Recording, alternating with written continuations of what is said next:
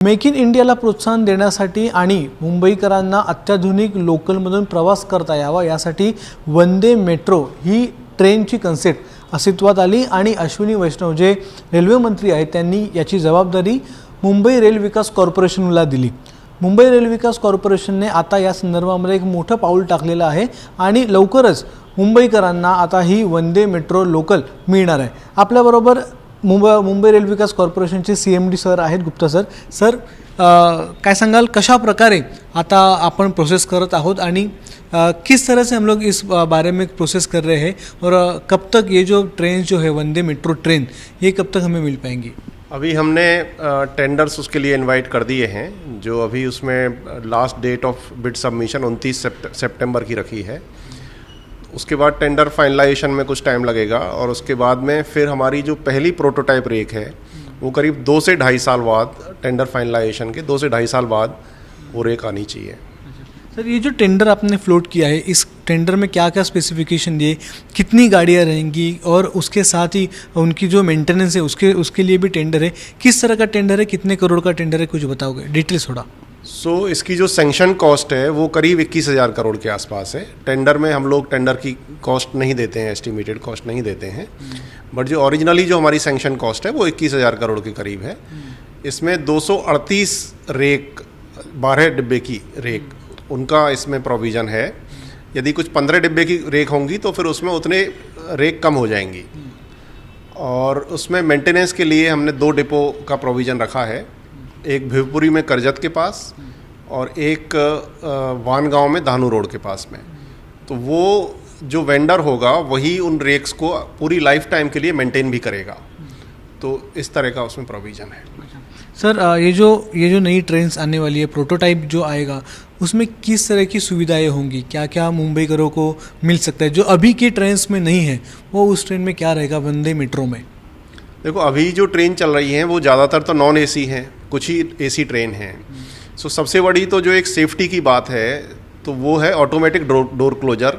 Air condition train में automatic door closer होगा, जिसकी वजह से जो काफ़ी दुर्भाग्यपूर्ण घटनाएं होती हैं जिसमें कुछ लोग गिर जाते हैं, वो सब चीज़ें उनकी ख़त्म हो जाएगी पूरी की तरह से।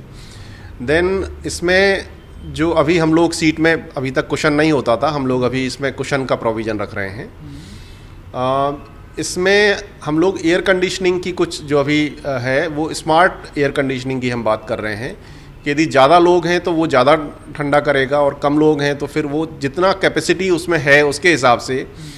तो अभी जो थोड़ी सी शिकायतें कुछ जगह पे आ रही हैं कि वो AC रेक में कई बार बहुत ज़्यादा गर्म जब होता है तो कुछ प्रॉब्लम होती है, जब बहुत गर्मी होती है। तो उन चीज़ों को केयर करते हुए AC को इस तरह से डिज़ाइन किया जाएगा कि वो पूरे फुल लोड पे पूरी एयर कंडीशनिंग की सर्विस दे पाए। कैपेसिटी भी बढ़ेगी इसमें नई ट्रेन्स में?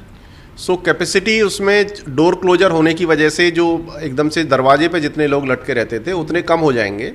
लेकिन हम इन ट्रेन्स को या तो अंडर स्लंग इक्विपमेंट रखवा रहे हैं या रूफटॉप इक्विपमेंट का प्रोविज़न दिया है। तो ये होने की वजह से जो इक्विपमेंट कुछ स्पेस ले रहे थे वो स्पेस कम हो जाएगी।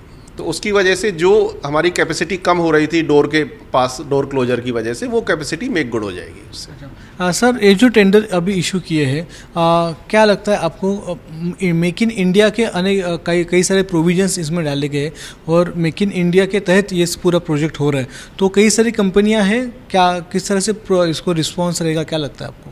नहीं, बहुत अच्छा रिस्पॉन्स आना चाहिए, बिकॉज इसमें हालांकि टेंडर हमारा ग्लोबल है बट उसमें मेक इन इंडिया के प्रोविज़न हैं कि उसको बनानी इंडिया में ही होंगी रेक्स।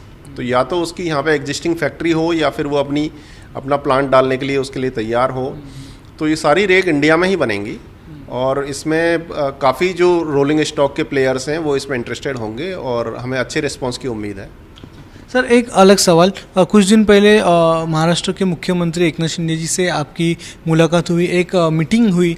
इस मीटिंग में क्या मुद्दे थे, किस तरह से नए कुछ प्रकल्प या नए कुछ प्लान्स बनाए गए, क्या कहा सीएम ने?